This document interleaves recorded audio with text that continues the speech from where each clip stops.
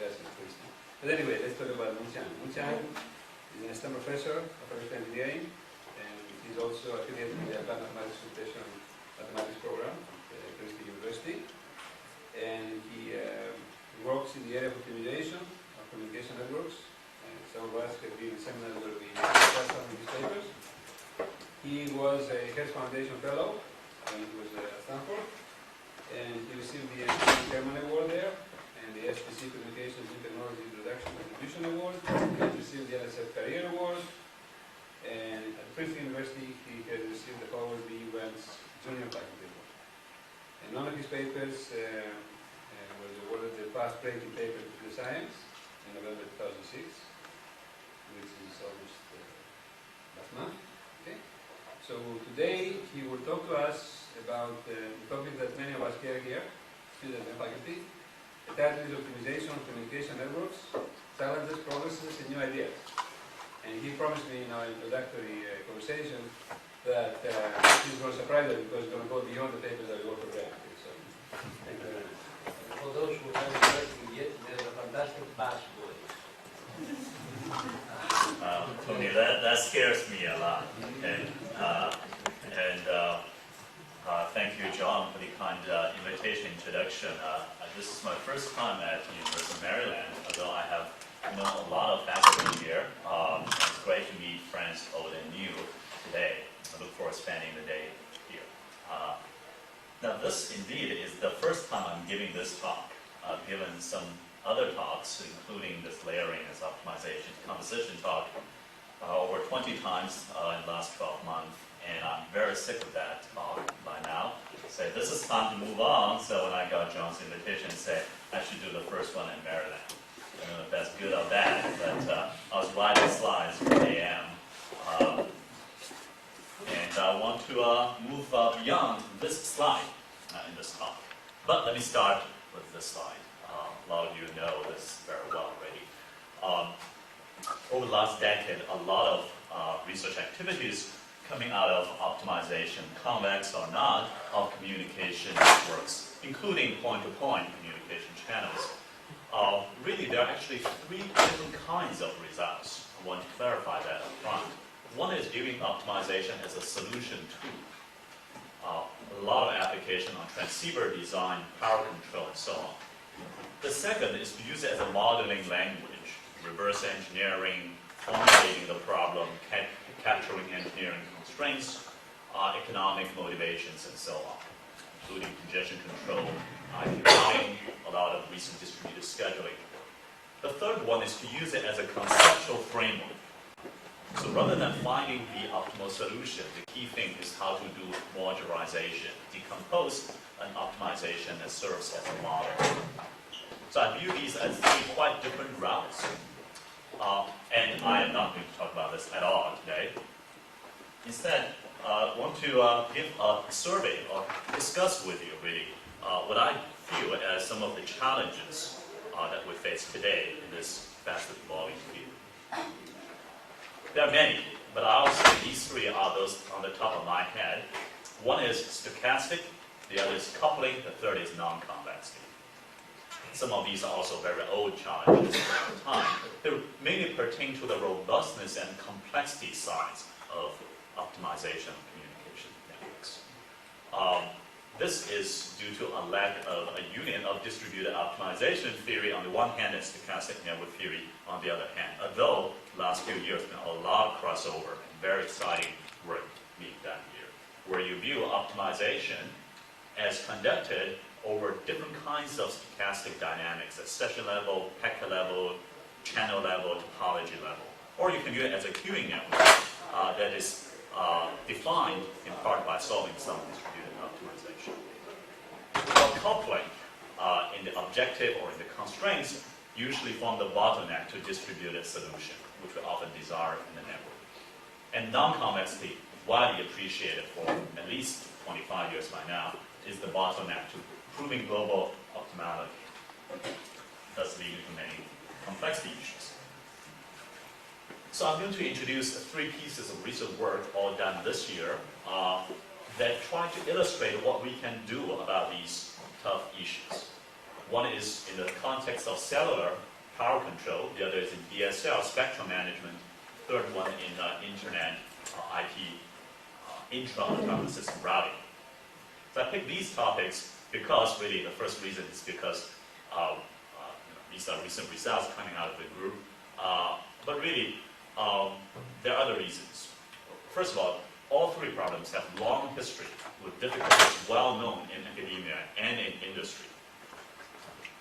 There are fair and improved kinds of results. That's always good to have as a theoretician. And in addition, we have seen direct impact of today's networks. I'll show you what industry people have already done based on our results. And finally, I want to really highlight some fun ideas behind the solutions.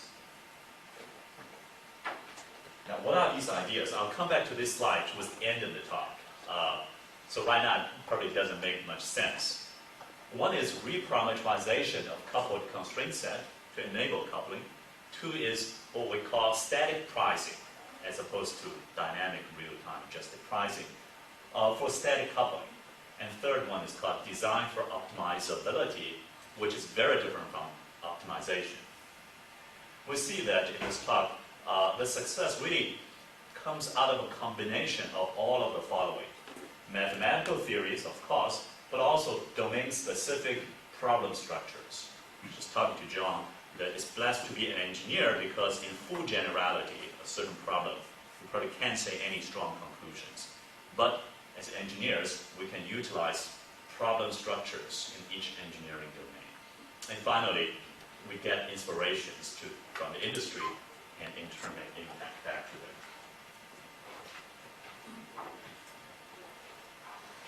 I would like to highlight the key ideas and what are the challenges facing us going forward, rather than all the technical details in these three pieces of work. But they are posted on our website and have appeared or will appear on various venues.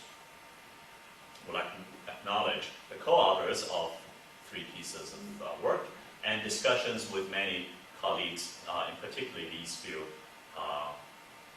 with whom I carried out discussions very relevant to this talk. Industry collaborators, in particular AT&T, Qualcomm, Alcatel, Marvell, and of course funding agencies, many around this area. So this talk is divided into three parts. Really, part two is the main body. Part three only have a few slides, part one have a few slides. So let me start with part one, challenges. This challenge is very, very intriguing and difficult. Stochastic dynamics coupled with distributed optimization. Let me explain what I mean in each of these rows. Let's say we start with a standard utility maximization, starting with work, say, by Caddy, followed by many others. If you assume that this is a deterministic problem, then many good things happen. But there are also session-level stochastics that users arrive with a finite workload, and after finishing their job, they depart, rather than staying there forever with infinite backlog. There's also packet-level stochastics. They don't come as fluid, they come as bursty traffic. Channels may vary, say by fading or other physical phenomena, and topology may vary because of mobility, battery finishes, or nodes going to sleep mode. And these stochastics happen at different time scale. Now, for each of these stochastics, we want to understand many things. For example, is still the results from deterministic theory valid at all? And can we at least maintain stochastic stability? Queues don't blow up, number of sessions stays finite. Then we want to understand average and outage performance, utility, or say delay experienced by the users, and maybe rethink about fairness when we no longer have infinite backlog static population users. Ideally, we would like to fill 3 stars everywhere in this gigantic table. Unfortunately, we don't have that yet. That's good news for grad students, maybe. A lot of them are actually blank. It doesn't mean nothing, but nothing that's being matured. And then there are a couple of very bright spots, especially on stochastic stability at different levels. Of course, there might be work I'm not aware of, please point that out to me later. I would love to update this table. So I would dream to have this table filled with 3 stars. I don't know when that will happen. But the good news is a lot of smart people working on it, making a lot of progress, including here in Maryland. President McCoskey's work on many of these stochastic issues. This actually is not the focus of this talk. It will deserve a totally independent talk on its own right. I'll just show you one slide on something that I've been working on.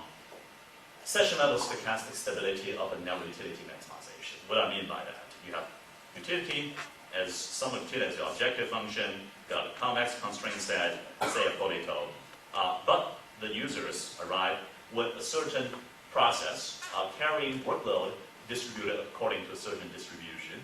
And you wonder, if I execute a dual decomposition, will the resulting network remain stochastically stable? The answer is yes, if there's a condition, of course, that the constraint in the deterministic problem is satisfied. For example, the average load doesn't exceed the link capacity. So that, of course, is a necessary condition. Showing it's a sufficient condition is sort of the path that many people are trying to follow. Well, assuming Poisson-Arrival exponential file size, pioneering work by Gustavo and Thomas Laurent have demonstrated the answer is yes for different topology, different utility function, different shape utility, where alpha here denotes the property in alpha fairness, whatever that is actually not the subject this time. Then a major breakthrough by Linshoff and Shrikant independently allowing fast time scale of the dynamics at the same time scale as your solution algorithm for certain alpha. And then followed by many other papers, actually. This is a partial list of the table. Now the key question is, exponential file size is not really a very good assumption to hold. So what about general file size distribution? Branson used... Is this admin here? No, this is actually, it's not a typo. It's E as in Singapore. Yeah, but the admin here. It's really with H. Right, no, it is not admin at Yale. It is, I actually don't know him personally. Yi in Singapore University, so it's not a typo. And then Branson showed the first result of general file size distribution with maximum fair. Then Shrikant students did that for a 2x2 grid with phase-time distribution. Massoulier did that for proportional fair and phase type. Gromo and Williams had a very smart paper showing everything distributed, everything general, except the utility has to be the same utility for all the users, and the topology is a tree. Recently, together with Deborah Shaw and Kevin Penn, we showed general arrival, general topology could be different utility, but only a range of alpha. The final answer remains open. In fact, we're not even sure it's true. We think it's true, but proving it's true is difficult. So the key difficulty here is establishing fluid model without Markov assumption, and then finding the right alpha function and so on. Now, as you can see, this is only one actually spot in this table. It's in one view on this particular 1-1 cell here. As you can imagine, this table is quite a horrible table to fill, and I look forward to reading more and more paper from everywhere in the community. But we won't have anything to say about stochastic from this point onwards in this talk. I would like to talk about coupling and non-convexity a bit more. Of course, we know there are standard techniques. Hammers we can just apply. Dual decomposition, which is 90% of the paper use this. You can also do primal decomposition, primal unity function approach. Basically, review the decomposability or separability structure in your constraint set of objective function. But there are much tougher ones. For example, just talking to John about this, network lifetime is often a min-max objective. Some constraints, like in power control, you'll see in a minute, are expressed in terms of certain Perron-Frobenius eigenvector computation. That's, in general, not dual decomposable operation. What do we do there? Another challenge, non-convexity. This is very well known to be a thick wall to bang our head against. Well, non-convexity can happen a lot of places. Non-concave utility, non-convex constraint set, integer constraint set, or convex constraint set that you could take exponentially long description in. So if you write it, then it's okay, but the process of writing it down is already exponential long. Well, the good news is convexity, unlike, say, uniqueness of KKT points, is not an invariant quantity. So you can do embedding hard dimension, sum of squares method. You can do change of variable, like geometric programming methods. And I will talk about a more engineering approach designed for optimizability in the third part of the talk. Actually, third part of the second part of the talk. So now let's move on to main text. Some of the recent progress that my collaborators and I did, divided into three parts, 2A, 2B, 2C. They are concerning problems in different application contexts. The difficulty is either coupling or non-convexity or both. And I'll present the solutions, whatever the acronyms mean. Let you know when we come to that part. With the industry. It turns out that the first two parts, the results already in use by the industry. The first one is now in implementation by Qualcomm Clarion, the second one by Alcatel and Marvell, shipping chips to SBC, now AT&T. And we're starting to work with AT&T folks to put it into industry on the third part. So I follow the following common format in these three parts. Start with some history of the problem. As I said, all three are actually very well-defined problems. So there's no innovation in modeling in this talk. They're so well-defined that people know exactly which line in the proof is the bottleneck. I'll talk about the idea and then the solution briefly introduced. I'll show you some simulation extensions. And these simulations, turns out, thanks to our collaborators, are actually done in large-scale industry-grade simulators. So let's start with 2A. This is a power control problem in wireless uplink. In English, the problem is to find a distributed and jointly optimal power control and QoS assignment in a multicellular uplink. The difficulty in one line is that we've got a coupled feasibility constraint set. The key idea to tackle that difficulty in one line is to find a right reparameterization of this. Instead of looking at right eigenvector, look at the left eigenvector of a certain matrix. So if you will, that's a 30-second summary of the next 15 minutes. It's now being implemented in Qualcomm Clarion's Flash FDM network. Here's the problem in English and a picture. Imagine that you've got a constraint set. This is two-user case, QoS or SIR.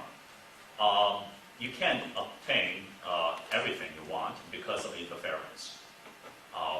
Subject to the constraint set of SR feasibility, you want to vary your powers as well as, and that's important, where you put the QoS assignment inside the constraint set. Obviously, some point along the Pareto optimal boundary, in order to maximize a utility function as a function of powers in QoS assignment. This problem got a glorious history, starting with the late 80s, CDMA second generation for voice networks. Qualcomm's simple near-far problem solution, received power equalization. You tell me your basically a channel estimation, I just tell you to transmit the power that would invert that. I got equal received power at the base station. Then people say, why don't we do a more general version? Suppose everybody has a different possibly SIR target, fixed, assumed to be feasible, how do we do the solution? Then it turns out you can't do it in one-shot computation. You need an iterative, but fortunately distributed power control. Distributed meaning that each mobile can do its own job in deciding uplink transmit power. Seminal papers by Zander, Foschini, Nugenic, followed by many others. In particular, Mitra, Yates, Van Party, and many, many others, hundreds of papers on this distributed power control. Then came along 3G for data wireless networks. Then in this case, assuming SR must be fixed at the target level, it doesn't make sense anymore. You can jointly assign SR values. Then people, especially those at Rutgers and Europe and Asia, looked at joint SR assignment and power control distributively, and then discovered Nash equivalent properties. Although this, in general, could be suboptimal. But then people look at optimal, unfortunately, centralized computation to joint optimal SR assignment and power control. There are many, many papers on that. So now the question is, can I do joint SR assignment and power control in the data network that's both optimal and distributed? So that's the question. We're going to assume convexity. The constraint set is convex, and people have characterized in recent years when that is true and when that is not true.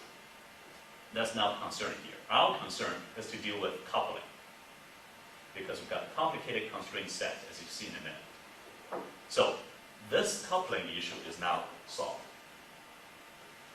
Let's start with some symbols. We've got a multiple cell uplink, M mobile stations, N base stations. Each mobile is served by a certain base station, each base station serving a set of mobiles. And you've got a set of interfering links.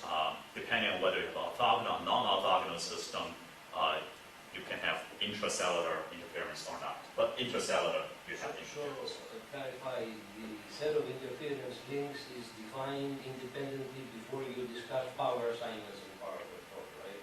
Yes. But is that reasonable? I mean, the interference links will depend on the powers that you assign. Sure. Well, so here we're basically saying that even a tiny bit of power transmitted would cause a tiny bit of interference. We're not doing scheduling, so we're not going to shut down any users altogether. And therefore, even a little bit, in theory, it will show up. Some quite standard notation, very boring slide. You've got some path gain defined, you can normalize it. You then put them together into a matrix, this GIJ matrix. Then you can denote received signal power, denote total interference plus noise. This is just the noise, eta. And then gamma is what we're going to use for this part of the talk as the SIR. So gamma is P divided by Q. Naturally, you can write down these two, what people call the basic equations, that Q equals GP plus eta, and P equals dGP plus d eta. What is D? D is the diagonal matrix consisting of the gamma. So DII is gamma I, Dij 0 for j not equal to I. So this is just by definition of SIR. You can write down this, equivalent you can write it down this way. So these are the standard notation in use for at least 14 years by now. Now, of course, here's the problem. The problem is that not all SR assignments are feasible. They cannot be simultaneously satisfied sometimes. If it is feasible, a gamma, if there exists some interference vector Q or power vector P that satisfy the basic equations I just showed you. And then Zander, Foschini, Bujanic showed in their pioneering work the basic understanding of this problem. So depending on zero noise case, which is an approximation, or the non-zero more general case, you can say gamma is feasible if the Perron-Fubini's eigenvalue, the largest modulus eigenvalue of this positive matrix, is 1 or smaller than 1. And then given a feasible gamma, then you can obtain the right power vector for that gamma vector by solving this equation. The good news is that this equation, matrix inversion, and so on, can be solved distributively and iteratively. Simply by observing your received power, look at the ratio with respect to your target power, that ratio becomes your gain factor, multiply your power with that. So, very elegant result, and geometric convergence and so on, using Perron-Fubini's positive matrix elementary results. So, we have this feasible region, say B, which is set of gamma that are feasible. It turns out that if you want to get to exact boundary, you need infinite power, which is not a good thing.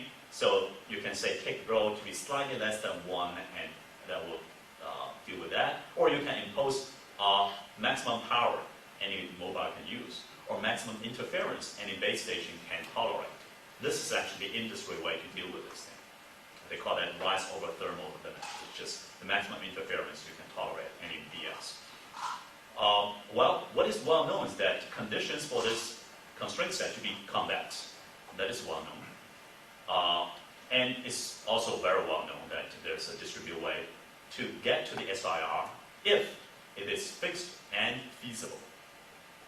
Now, how do you know if it is feasible to start with? Not so easily. If it's not, it won't converge. And we know that it shouldn't be assumed to be fixed for a data environment. So now here's the question. How can I distributively attain a point on the Pareto boundary of this constraint set in a distributed manner? And this is the slide where our work started. It turns out that you can characterize this gamma vector not just by the right eigenvector, which turns out to be the P and Q of GD and DG matrices, but also by the left eigenvector. That sounds more like just mathematical curiosity, but it turns out this reparametrization holds the key to finding a distributed solution. So we can show that actually quite easily, that gamma is feasible and optimal with rho slightly smaller than 1. We care about finite power thing. If and only if there exists a vector S and another vector R derived from S, such that S is basically the left eigenvector of the GD matrix. Again, G is topology dependent, D is a gamma dependent diagonal matrix. And given this left eigenvector GD, we can left multiply G transpose, we get another vector we call R. We're going to call this S vector the load vector and R the spillage vector. The names were picked because of two reasons. One is that industry people already actually are using the low spillage characterization ideas. It's just that they didn't find the right way to solve it optimally. And second, intuitively, we're going to later see that this is saying how much load you are giving to the network if you want to get to this gamma.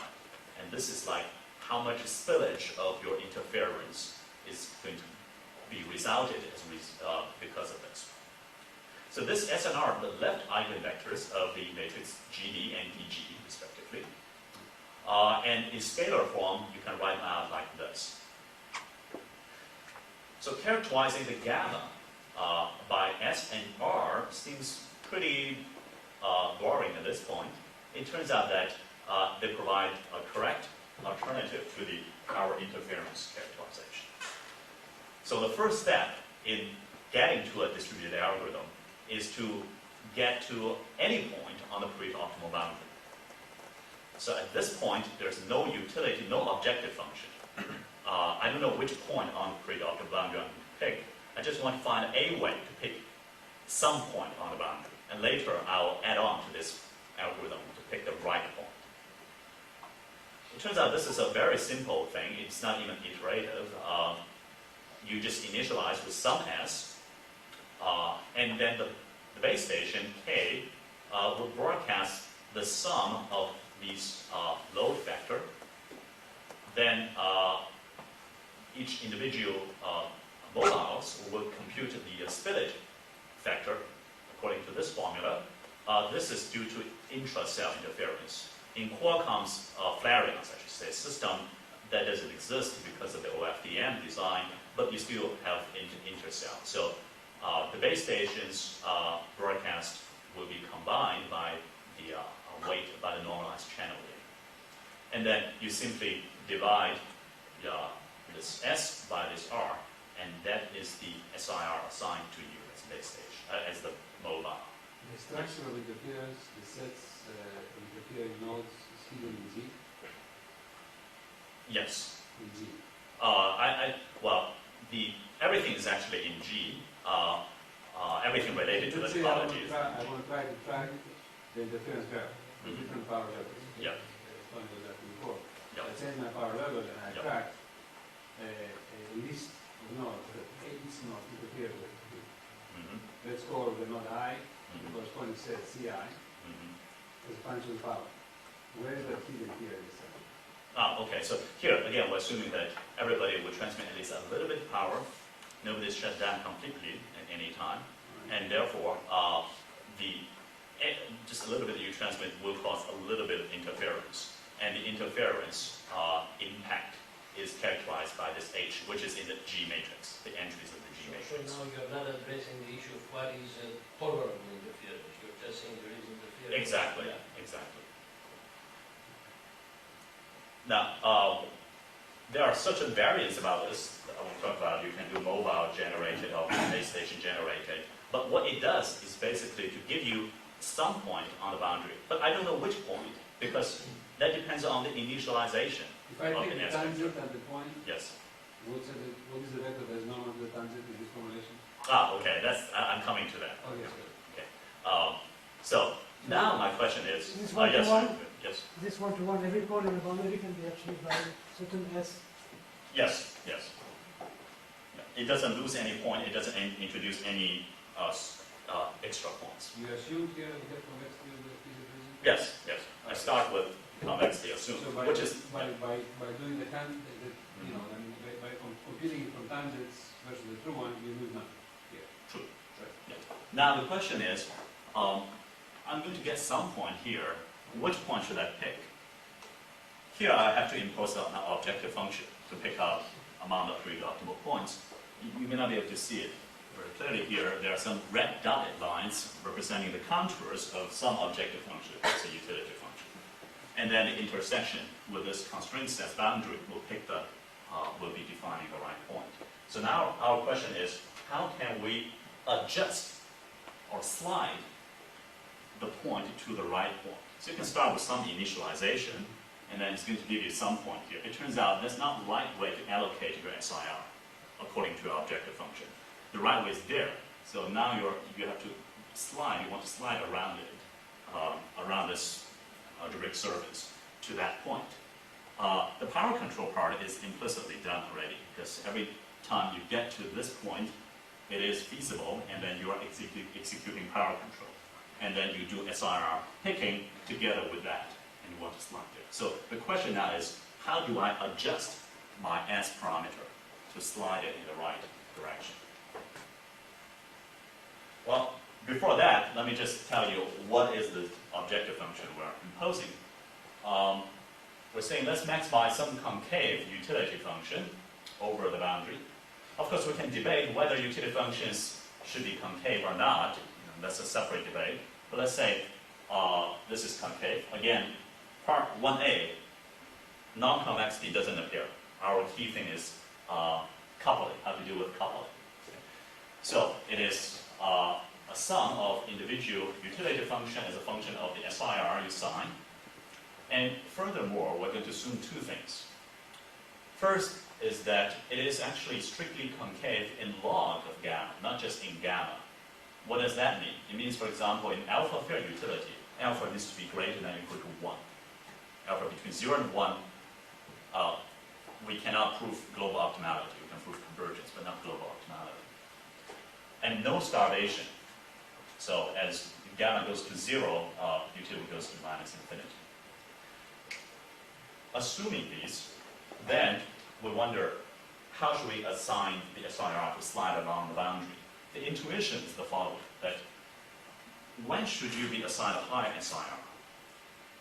Of course, if you have a good channel, you should be assigned a high SIR to maximize the system objective. But there's another angle, which is if your interfering channel don't have a really good channel condition, then you are relatively strong.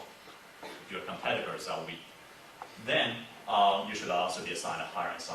It turns out that low spillage view captures this intuition in engineering, just like power interference captures the other. And here's the algorithm. We call low spillage power control, SPC algorithm. Everything not in red is just same as before. That simple thing to give you a point. So the innovation is just one line here. What is this line? It says that I'm going to have to move my load factor. Now the question is, if this is n-user, n-dimensional, pretty complicated surface, how do I know where to move locally? How can I find a locally computable ascent direction? In one sentence, that's the gist of the whole problem. And it turns out the delta is a step size. The delta s at time t, you should move turns out you can compute this quantity, which is locally computable. Everything is sub-indexed by I. This is your current load factor. This is your current interference. This is your current gamma, and this is the first derivative of utility at the current gamma. So everything is just evolving itself, and then compute this quantity. It turns out that collectively they are moving in the right direction. Yes, the please. utility function where something like the lifetime, or let's say battery Yes.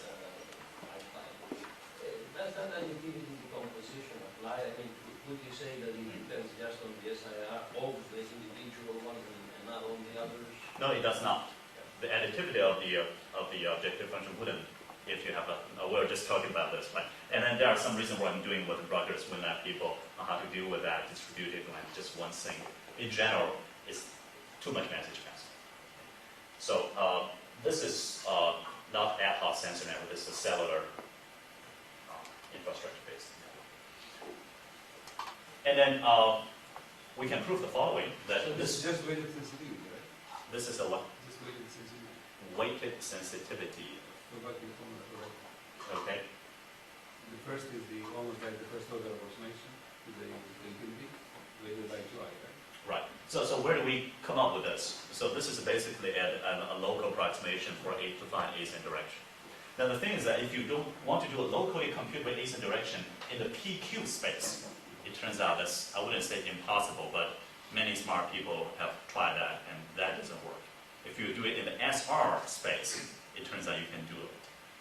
So that's the whole trick there. Any of these variables is related again to the same question as before, to the normal, to the Pareto point. To the Pareto point, yeah. I I mean, take the convex set, yeah. okay, if I am at the point where I can draw a tangent, Sure. I will have the normal. sure. Look at the coordinates of the normal. Right. Any of these is related to the variables here? Yes, yes. In fact, I mean, people, including myself, have done that. Which one? Which are these? Oh, this is actually different from that. That would require some centralized view of the network to compute that tangent at that But point. this is not related at all to the normal at all. No, it is, eventually it's converging to that point. Okay. But the sliding action is actually distributed again.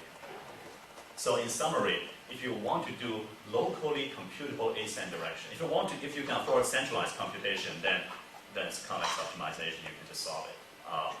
If you want to do locally computable ascent direction, it turns out the PQ space that people have been zooming in just can't do it.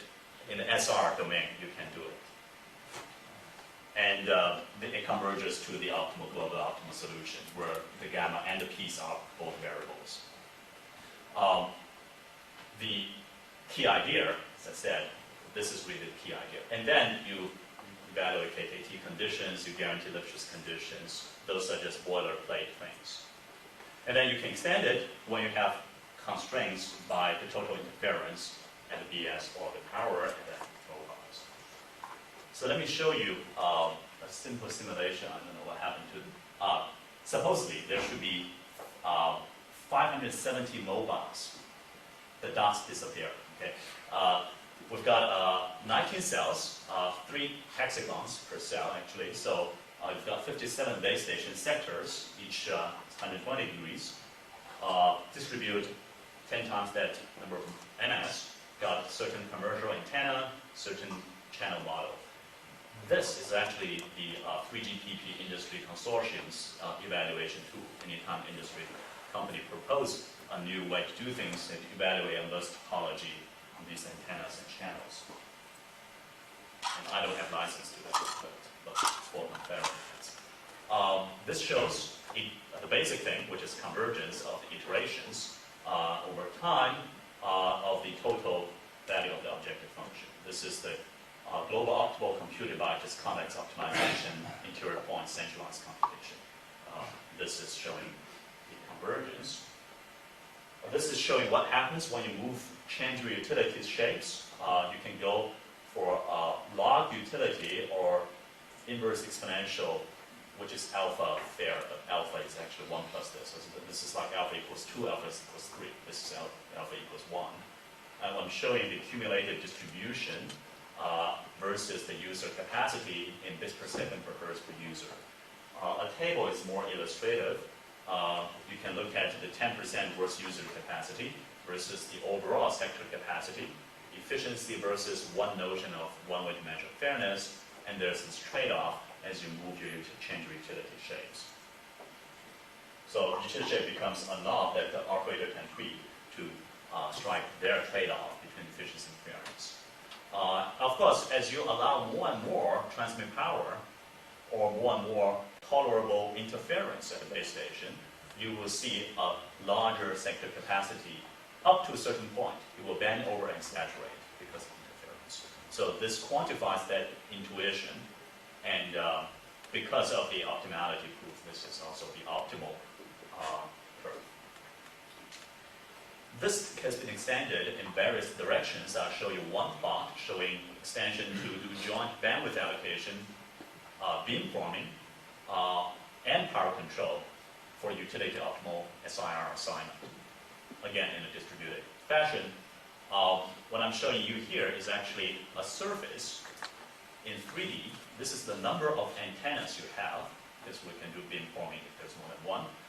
The maximum transmit power you allow, subject to regulation and electronic constraints. And then this is the total bandwidth under your disposal. And the surface plots a bundle of the 3 degrees of freedom that gives you the same utility. So under every point is the running of this algorithm, which I actually didn't show you, to the convergence. And then, so you don't see that here. What you see is the final product of many runnings. And then this is showing that if you want to get the same utility, you can either do just one antenna, no beamformers, and then a certain transmit power, but you need that much bandwidth to get to that point, assuming you are doing this optimal design. So of course, which point you should pick depending on your cost model. How much does it cost you to build up antenna, to increase electronic transmit power, and to buy bandwidth? This is very expensive. So this is a good sort of engineering curve for like Qualcomm. And the innovation is actually not in plotting it, but to showing that these points are distributively obtainable. So the summary is that part of the power control thing is to find a distributed joint optimal SR assignment and power control for convex formulations. So that part is done, and there are some relatively easy extensions, but there are true difficulties, which is non-convexity or integer constraints, etc. That is far from being resolved. So now let me move on to a different power control problem, which is non-convex by design. No way you can assume it's convex under any case. It's DSL spectrum management. They call it spectrum management instead of power control because you've got discrete multi-tone multi-carriers. This actually is part of a fast copper project, which, by the way, if you know, Stephen Lowe probably talked about fast. This fast has nothing to do with that fast. It denotes frequency, amplitude, space, and time. It's nothing to do with TCP at all. Actually, Sandy Fraser thought of this acronym. So this NSF ITR project, where Princeton's the lead, together with John Chalfie at Stanford, Sandy Fraser Research Lab. The goal is to do a 10x improvement in copper broadband access. So that's actually quite a controversial phrase already. Through fiber/DSL deployment, engineering innovation, and fundamental research, where 10x primarily refers to rate perceived by the users, but also while caring about reach, reliability, and quality as well. Well, how can we get truly broadband with your phone line? I don't have DSL at home. At Princeton, I have a cable. I don't know what's wrong with Verizon doing there, but anyway, broadband with phone line, people think, is that possible? If you think about telephone line, there have been 2 revolutions. The first was about 20 years, people doing voice band modem, getting up to 64 kilobits per second. Great engineering success. Another wave, early 90s, John Chalfie's DMT-based ADSL, getting to 1.5 megabits per second downstream in the right location. Now we want to push the third wave. So is that possible? Can we get to 10 meg and above? Actually, we're talking about 100 megabits per second over copper wire. Well, we think that's possible, and this is a project that's been going on for 2 years and at least 2 more years to go. There are a lot of architectural issues involved, which is a fascinating subject. I won't have time to talk about it at all. By architecture, I mean which element and which functional module should do which part of the job of error recovery, interference management, and so on. Well, there are individual challenges in frequency, amplitude, space, and time domain. Let me skip this fiber copper thing. I just want to mention that AT&T is deploying a $4 billion project called Lightspeed in its territories, and we're partnering with them in getting data, in making research impacts. So let's understand why we cannot do it today or before. Two reasons: attenuation and crosstalk. This is physics-based, hard to get around it. So we're proposing to use fiber, not all the way to a closet. The reason is, in US population density, the labor cost per customer as it gets to the last mile is just prohibitively high, unlike in certain cities in Asia. So there are a lot of topology design issues, graph theory problems, fascinating problems when you do the spatial design between fiber and copper. Another thing is crosstalk, interference, basically. And that we can solve from engineering innovation in frequency, amplitude, time. Here, I mean spectrum management. Here, I mean emission control primarily. Here, I mean scheduling. Well, we've done enough research that we can say the following, that we can get 2x improvement, a little bit more than 2x and 2x from the frequency, amplitude, and time domain. And 10x is certainly within reach. In fact, we're not even cheating by saying larger bandwidth or system debugging. So, you say 2x per component, then it will be more than 2x in total. I mean, if you can improve by frequency. yes, this is multiplicative effect, not additive effect. Okay, so then you want to have 8. Yep, well, we already have 8. In fact, what I'm going to show you is this line. How can we get at least 2x by frequency? In fact, this is even not fully utilizing frequency. This is just spectrum management. If you talk to others who are doing better chip designs, not just simple receiver equalizer, but more fancy equalizers and bonded transmissions, you get even better. So I'm saying basically no new chips, no transceiver design, just spectrum management. You can get this much improvement already. So this part is only on frequency. Okay. I don't know, I'm really running behind time, but in case you're interested in this fast copper project and you wonder how could that happen, let me just tell you what are the key ideas behind all these. The first key idea is that DSL is not a dedicated line, unlike the TV commercials that run against cable companies. It is actually a multi-carrier interference channel because these twisted pairs are not fully twisted. In high bandwidth, high frequency, they emit interference with each other. And then there are, let's say, 50 of them living in the same cable binder. So it's actually a MIMO. It's a very weird MIMO. It's not a wireless version. And furthermore, it's not a voice line anymore. It's mainly bursty data and video. If you look at triple play today, you've got voice over IP and video based on IP protocols, plus IP data. So it's really bursty, and you can actually squeeze in more than you have bandwidth for utilizing burstiness. So these are sort of the ideas behind all the engineering work we're doing. Let me show you a typical access part of this project.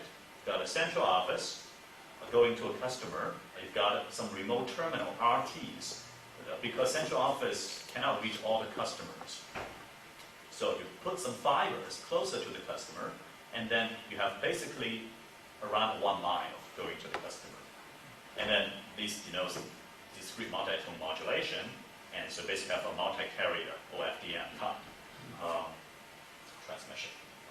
And here's the problem definition of spectrum management. So now I'm zooming into one corner of the fast copper project, which is called DSM, dynamic spectrum management, as opposed to static version in use today.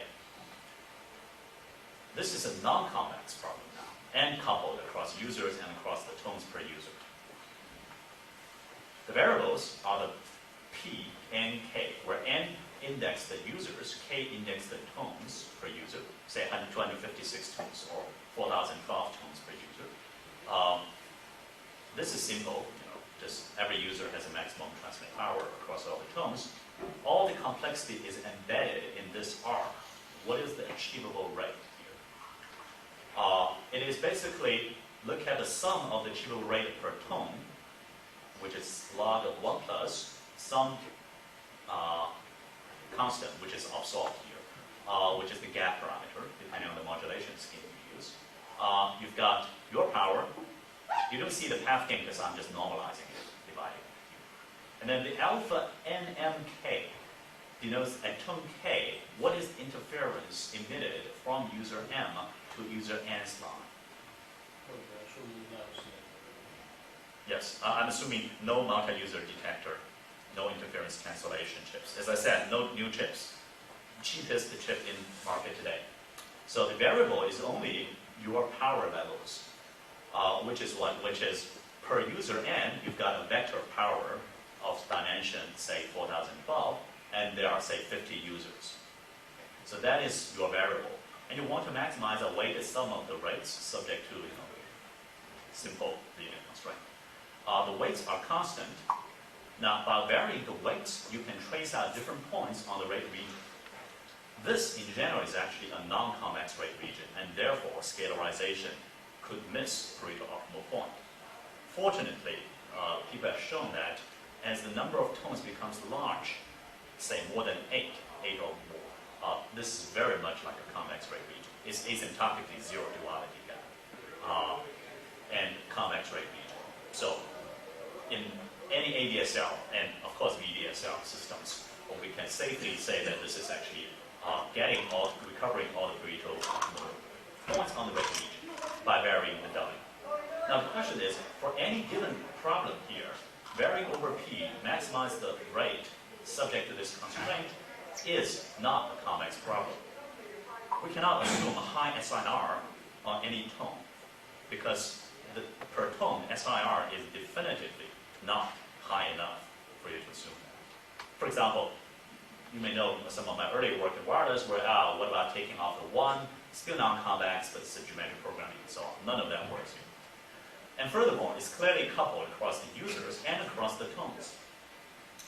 One may wonder, how is this different from what I just talked about, wireless power control? Well, this is the multi-carrier in the static channel. The channel gains here don't vary quickly, much slowly. But it is multi-carrier. This problem also has a glorious history. Let me just cut off at 2002, because there are many papers since the early 90s by Chiang.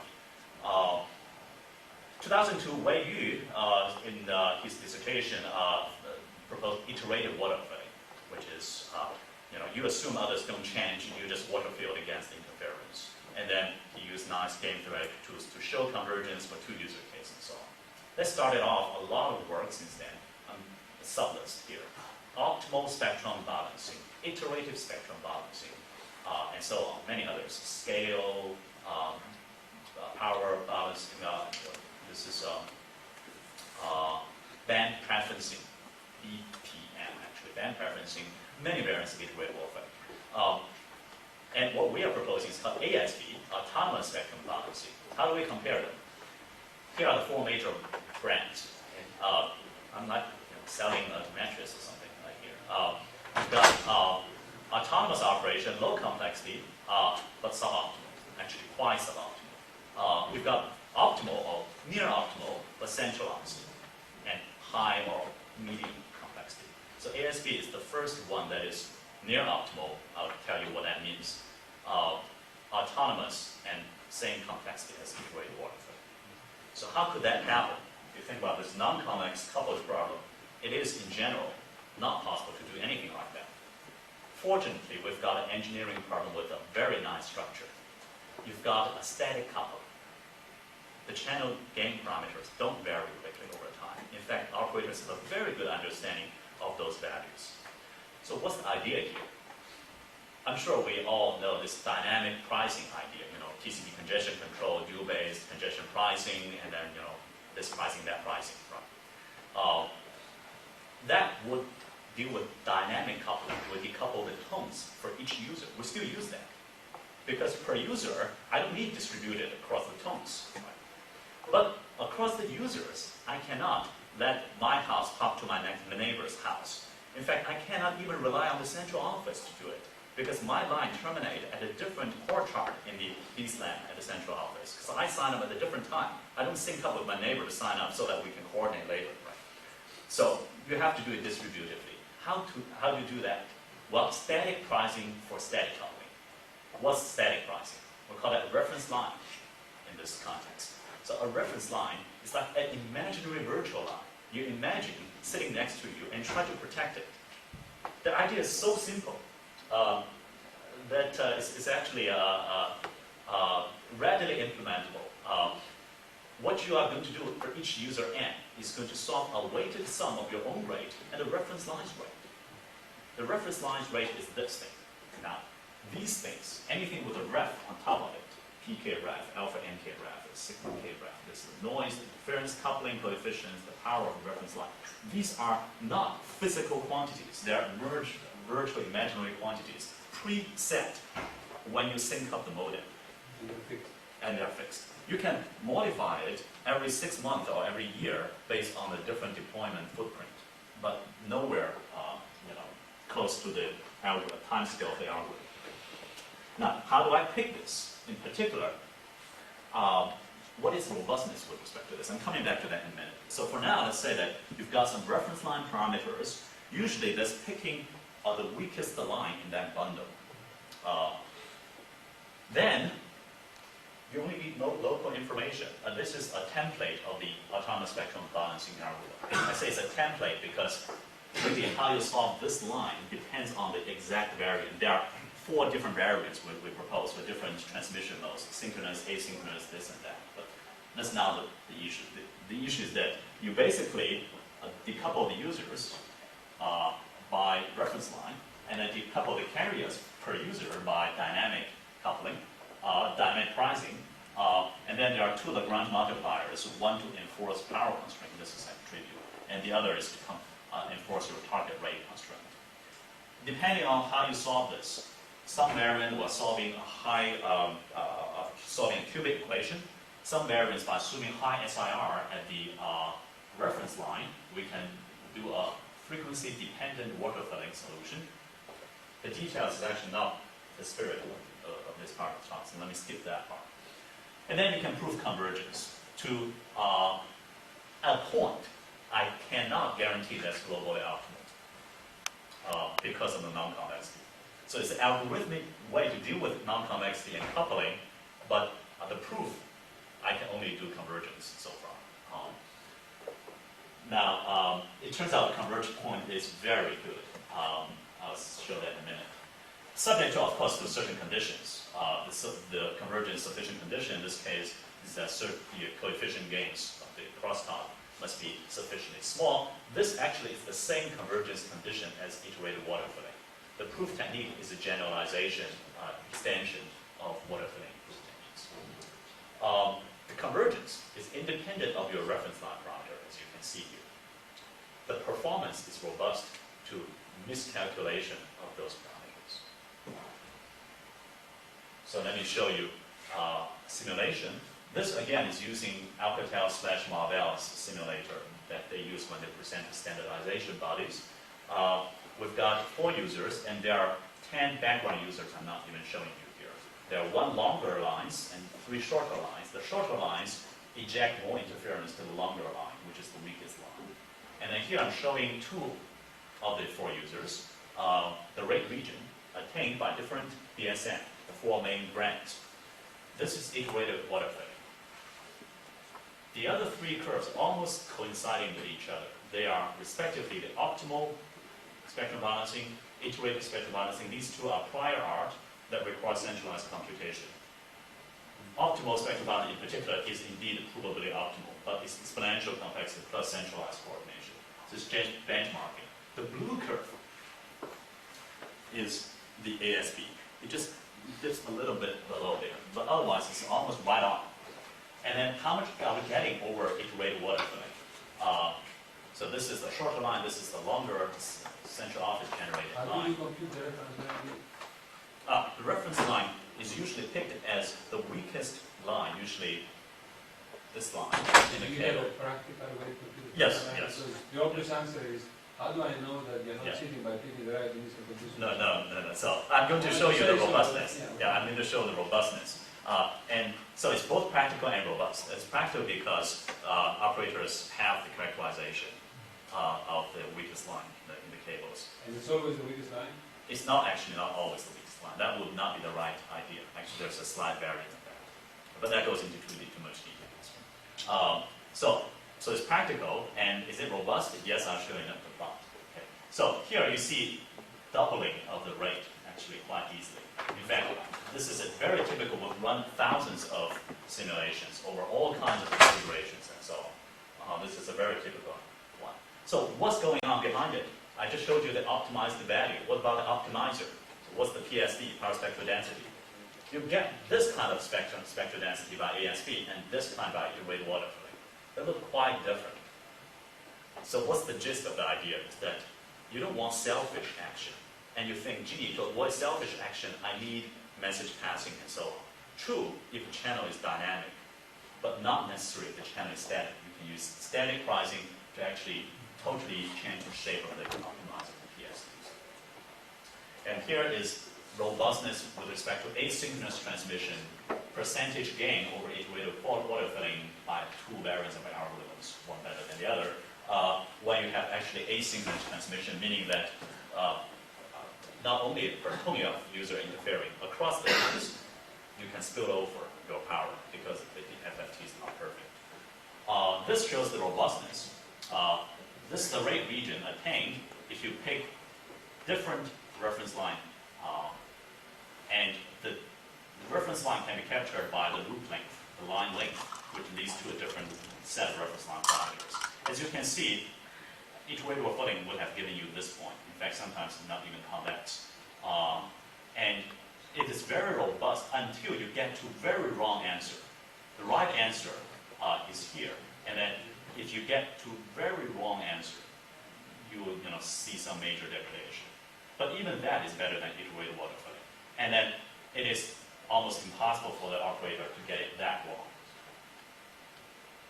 So is the length of the line that usually that's the most critical for keeping the reference line? Yeah, so basically there's a translation of the reference line loop length versus the parameters, the three You parameters. assume all the lines are clean, no deadness in buffer, none of that, line performance? Well, in fact, these simulations incorporate those things, bridge tabs and capacity mismatch and all those things.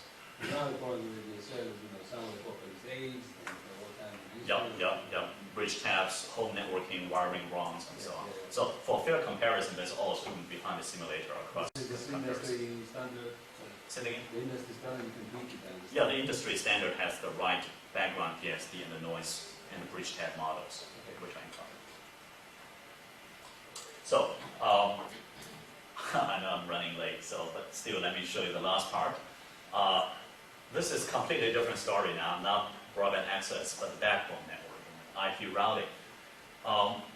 Here, we have the following problem, which is the IP operators would run inside its own autonomous system things called IGP, interior gateway protocols. The main variant is called OSPF, Open Notorious Path First.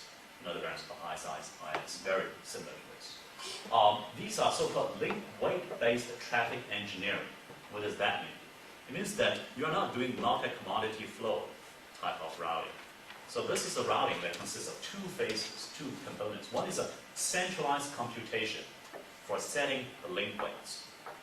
And then the link weights, or the link distance, is used to do a shortest path routing in a distributed fashion in the real time by each router. So there are two different things. This is done in a network management center at a slower time scale than this real-time distributed portion. So, in summary, the link weight computation, taken as input the traffic matrix, source destination traffic demand, vary the link weights and hope to minimize something, and often minimizing the sum of some link cost functions, piecewise linear convex increasing cost function of the link condition. I say they just hope to minimize it because, as you can see, they actually don't know what's the impact to the flow splitting. Their job is to set up the link weights, and the link weights will run shortest path to determine the flow splitting. So actually, the knob you tweak and the monitor you see, there's something in between which you don't have direct control over. That's part of the problem. I'm coming to that in a minute. Here's this problem again, glorious history since the 80s. Obviously, this is the key reason for internet to fly. And people know that find the best link weight under the current OSPF is NP-hard interlinear program problem. And many variants proposed by Cisco, by academia. Then people proposed this MPLS, which is more complex protocol, that actually gives you the optimal benchmark because it allows arbitrary splitting of flows on any links in any proportion. But they lose many desirable features, such as distributed determination of flow splitting, ease of management, ease of debugging, diagnosis, and so on. This is why MPLS, although very hot phrase, especially in the late 90s, is not widely used, whereas OSPF is still dominantly used. Then, in 2000, there is a very important paper by Forth and Thorpe at Infocom that presented the local search method they invented to approximately solve this OSPF problem. I'll show you the problem in math terms. This, since then, has become the standard, that the best way to do this. Okay, so AT&T used that algorithm to do this same class computation. So, this talk, this part of the talk, has nothing distributed anymore. You see, I'm moving from more focusing on coupling distributed to non-convexity. So this talk is also just talking about this computation. This is done by any distributed shortest path. So that become the standard, the best. Still, up to last year, that's the best computational methods for OSPF. Many other improvements and so on since then, of course. Still, although it works pretty well in many topologies, people don't know why it works well, and then there are cases where it fails miserably, 5,000 times worse than optimal benchmark. So what's the utility function? Right, so the utility function, in this case, is actually cost function, is, I didn't show you the plot, I will show you the equation in a minute, is the sum of a convex function of the link load. So this is the load, this is the cost. Like the MM1Q actually.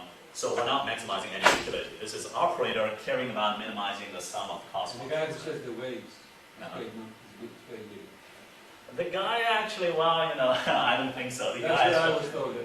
is not paid that much. And if you cannot find him and he's drinking coffee, you have a problem. That's a big problem.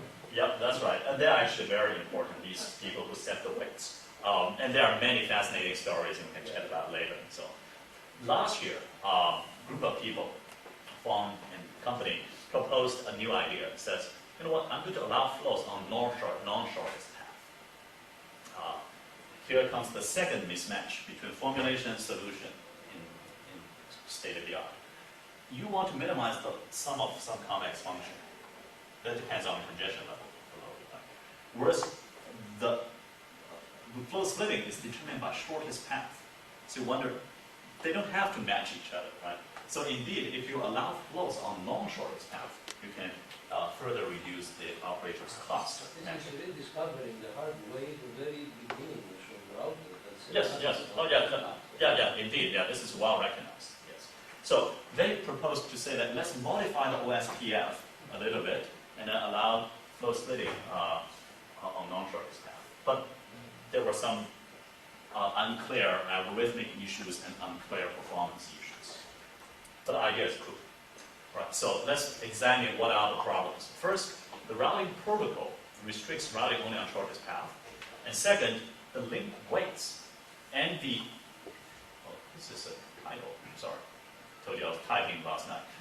And the flow splitting, not the traffic matrix. Traffic matrix is the constant, not variable. Link weights and the flow splitting are not integrated together into one formulation. These are two completely different problems. One is the protocol got issues. The other is the formulation, does the solution optimization got problems. And depth is what we propose with my postdoc Da Hai and colleague Jennifer Rexford. It's distributed exponentially weighted flow splitting. and it proposes a solution to both problems. One is we allow traffic to be routed on non-shortest path with exponential penalty, exponentially weighted, on the path length. The reason is you don't want the computer to die. Maybe it's because of the battery. It shows that I should really shut up very soon. I'm talking. Were you using your computer with battery yesterday when you were writing the slide? Let's. You need help? You okay?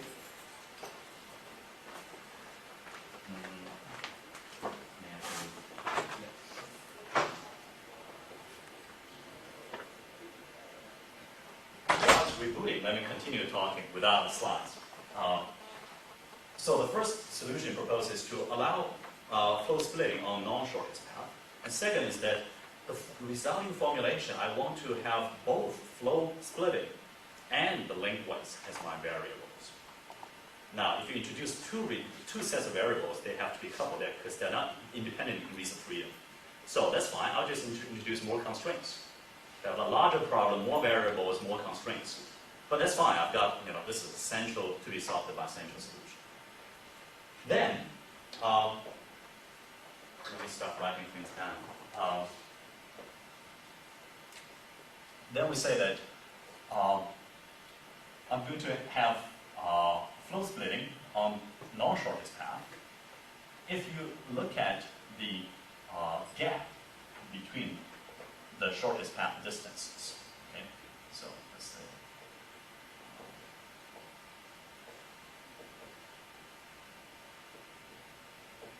so this is the weight you assign on link UB. This is the shortest distance from U to T destination, from B to T destination. So this is the gap. And the splitting, let's call this gap. Let's call this gap H, U, D, T. The splitting is a function of this gap will be a step function if you're doing the shortest path only.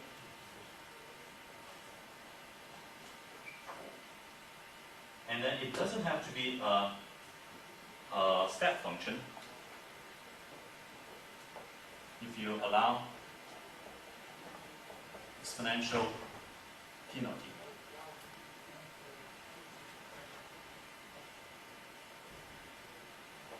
So this is if H is 0 and otherwise.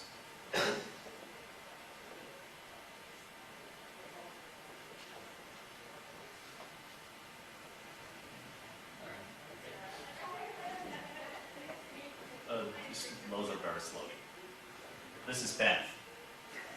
Canadian Rocket's beautiful place. Anyway, so this is OSPF. This is depth. That's innovation number 1 on the protocol. Okay? Innovation number 2 is, given this kind of penalty of flow splitting, I want to introduce the weighting parameters, the W, UB for all the U and B's, as well as the flow splitting on any link UV destination to destination T. This set of variable and this set of variable, I want to integrate into one optimization problem. Of course, they are related to each other, and they are related in particular in this way. To introduce that problem, and that problem turns out to be a non-convex and non-smooth problem. You've got two constraints that are nasty because you bring them together. One constraint says that you have got a nonlinear equality constraint. The other says you've got a max operation. So it's got non-smoothness and also got non-convexity. So how do we deal with that problem? Here comes innovation. I wouldn't call it 3. Let's call it 2A and 2B. 2B says that problem I'm going to relax it. I will relax, you'll see in a minute, a particular constraint, which is the non-smooth constraint, relax something equals the max something, okay, into smaller than equal to the sum of something.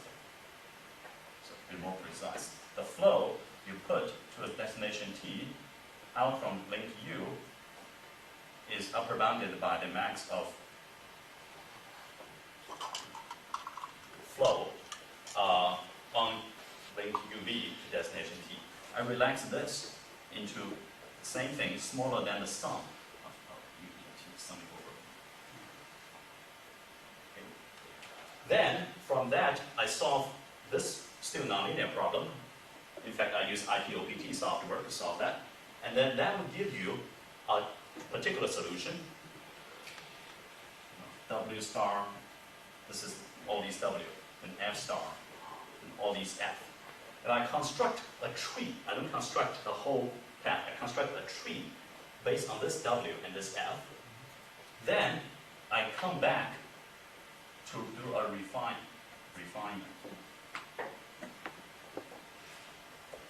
Where I take away this constraint and put in a different constraint. Now you may wonder, where does all these ideas come from? Unfortunately, I don't know. It's just trial and error. It's like, let's try this, let's try that. Somehow it works out very, very well. So that's something that's very not satisfying to me, which is, you see in a minute how well it works. And Is there proof? yeah, we've got proof, we've got simulations. But what we don't have is that, can we reproduce this success and get a different non-convex smooth problem?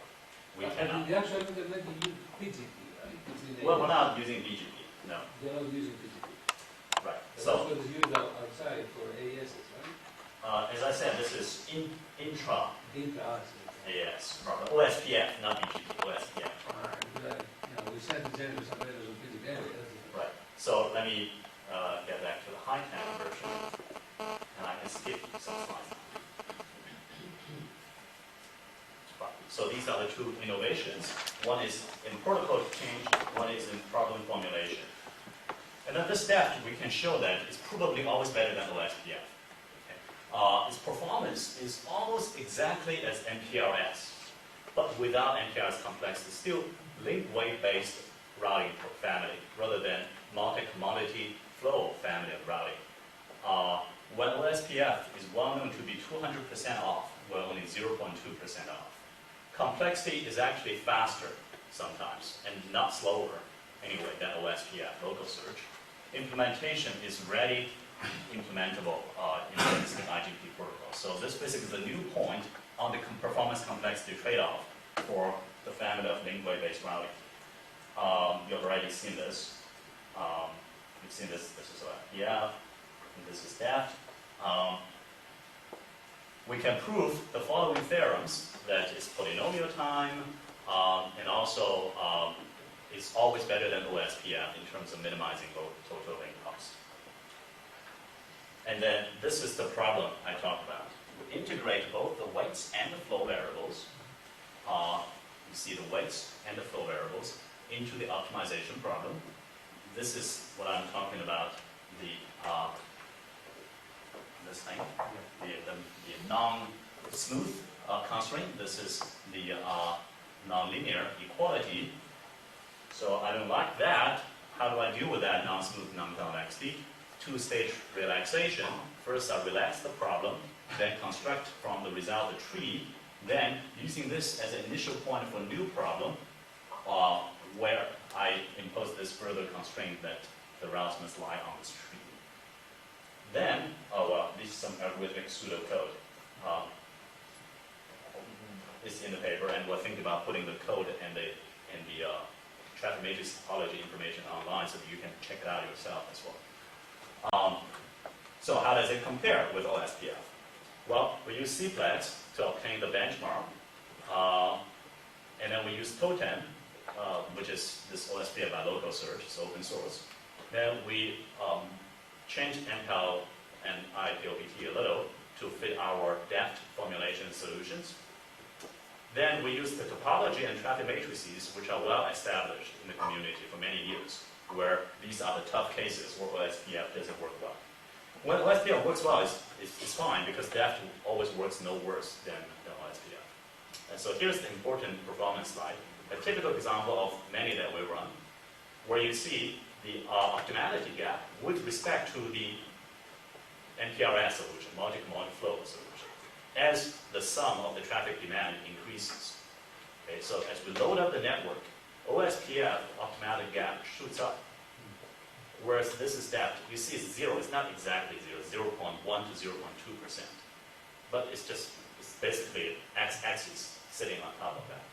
You can also measure the maximum link utilization instead of the sum of cost functions. So some people use this, but most people use this. In this case, we're also better than the OSPF.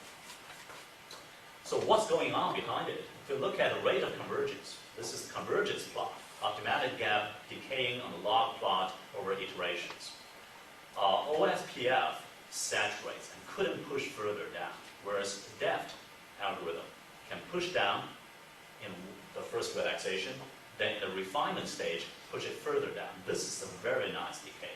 It's like any optimization software want to see this waterfall coming down. Okay, Newton's method and so on. That's the beauty of it. This is the parameter we're using here. Complexity is better, provably better, empirically much, much better. Is it running slower? Actually, no. In almost all cases, it's actually running slightly faster than OSPF. The example I just showed you is a 2-level core access tree topology, 50 nodes, 212 links. That's the plot here. So the summary, let me clarify some confusion point. What depth is actually 3 things. It's a protocol design, by perturbing the protocol a little bit. It's a new optimization formulation by putting weight and flow on the same problem with extra constraints. And it's a new set of computational tools, relaxation technique for this set of problems. What I just said is that I just didn't know how to reproduce this relaxation technique success to other non-convex problems. But it works just miraculously well for this problem. It's actually a combination of 3 very different natures. We're extending to other things, including to inter-AS routing. It's not BGP yet, but at least egress point selection problems. Here's the punchline. Punchline is that design for optimizability. The benefits, 3 orders of magnitude improvement over state of the art today. Where did it come from? It's actually coming mainly from here than here. I would love to say these are actually more important than this. Turns out that's not the case. Change the problem. It's change the problem. Right? When the problem is too tough, if you can't change it, change it. It's like I'm the instructor and the student at the same time. I should give myself an easy time when I design my midterm. Right? Of course, sometimes you cannot change the problem. In this case, you can't. You design the protocol. The protocol turns out to give you a tough time. Well, let's just change it. Now, to be more solvable, or in this case, actually more approximatable, even after change, you still have a non-convex non-stable problem. So let me conclude. This is the idea slide I showed you earlier. Now I hope it makes sense now. One is this reparameterization of coupling constraint. The other is the static pricing for static coupling. The other is design for optimizability. Optimization says, just give me a tough problem, I'll try my best. Optimizability says, tough problems don't deserve to exist. If I can change it, I'm going to change it. Make it optimizable. And the success, as you can see, is a combination of all 3 things. Mathematics, theorems, proofs, but also have to use engineering doing specific problem structure. And the industry help. Inspiration, like low spillage inspiration we got there. Like the static pricing is inspiration from them. They don't know how to prove it, how to make it work exactly right. They've got the right intuition often, and then in turn it's making impact, at least already through Qualcomm and Alcatel Marvell's products. Now, non-convexity. I say there are 3 ways to deal with that. This is my biased personal opinion, so I'm now going from concrete results to speculation. One is go around non-convexity. It's too tough. I don't like it. Well, you can do change of variable, GPs, finite conditions under which it is convex, finite conditions under which you have unique KKT points, and so on. Another option is to go through it. This is like the die-hard way. I'm going to do sum of squares, successive convex approximation by SDP, or signomial programming, successive GP approximation. I'm going to use difference of convex, generalized pseudo cavity, all kinds of special structure. I can do smarter branch and bound. In any case, I'm going to just go through the wall right through it. The third approach, I think, is more interesting from engineer's point of view. Go above non-convex. I don't know how to draw above, so this is coming out, okay, to you and getting back to it. It says that, let's do design for optimizability. Change problem rather than solve. Of course, you have to solve the problem you change too. And often that means you redraw the architectural protocol slightly to make the problem dramatically more solvable. And at that junction, I don't have signs anymore because it depends on the problem. I wish in the future, collectively as a community, engineers and mathematicians can work together to make this more of a science than like, oh, you're really lucky this time, you got the right idea to solve this problem. So with that, I conclude and thank you very much for your patience.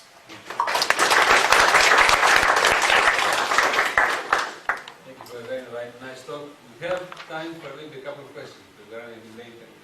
But there will be a round table at 2 o'clock in the conference room in the center. You're going to come for about an hour. Continue discussion here. So if anybody has a question, Two questions. Yes. you can have two. You do one. One A and one B. But I can give somebody else another chance. Pick one. Pick one. You're going to interrupt me, I'll speak fast. If there is randomization, so if you have a slow phase, but things are random, you have to take expectations, then what happens to the set of calculations? And number two, what happens in a fast phase? Yeah. So the specific context of the application, the second part 2B and 2C don't have that issue. Okay, so it's more about 2A and wireless power. We haven't dealt with that part yet. There are people who are dealing with that and extending to those conditions. This is actually more related to something I didn't have any time to talk about except with 2 slides, the stochastic perturbation. So when you have stochastic at channel level, how does that negatively impact your algorithm, and how can you design with that in your mind in the first place, instead of as an afterthought analysis work. In that particular power control thing, so we are now actually working on what happens with fast fading, the expectation, how does that change over time. I don't have a good answer for that specific ones. But I'll say that this is extremely important. That's why I actually didn't even talk about stochastics. Not because it's not important, but because otherwise we won't have any time for lunch and so on. But extremely important. Okay. Another question? Is that your 1A or 1B question? It doesn't matter. If you want to Okay. come back. Tony. Last question. Ultimately, I think this going around whichever way above the non-convexity and so on, in a way, it's a sophisticated heuristic. In other words, there is a non-optimal poor solution. By doing whatever trick you want to do, you come up better. But of course, the ultimate judge would be how far are you from the optimal. Sure. And so you agree with that assessment?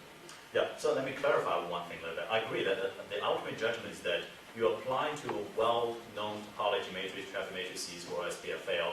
If yours actually doesn't work much better, people will say, all right, so what? If it works miraculously well, that's the ultimate justification. I agree with that.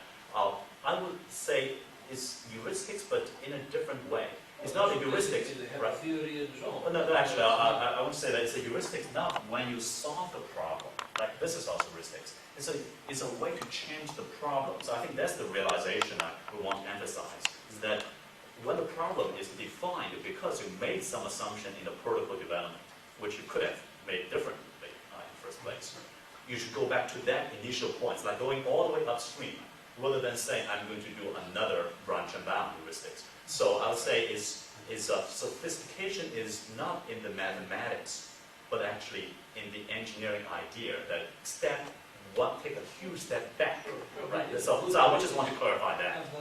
It's more like how you do design. You do optimization just as a tool rather than the other way around. Exactly. As optimization actually becomes a tool not to solve it, but to tell you how hard it is. It's like an evaluation tool for your protocol design. If you end up with a hard problem, according to optimization theory, it means you might want to reconsider your protocol definition. Okay. Let's thank the speaker again.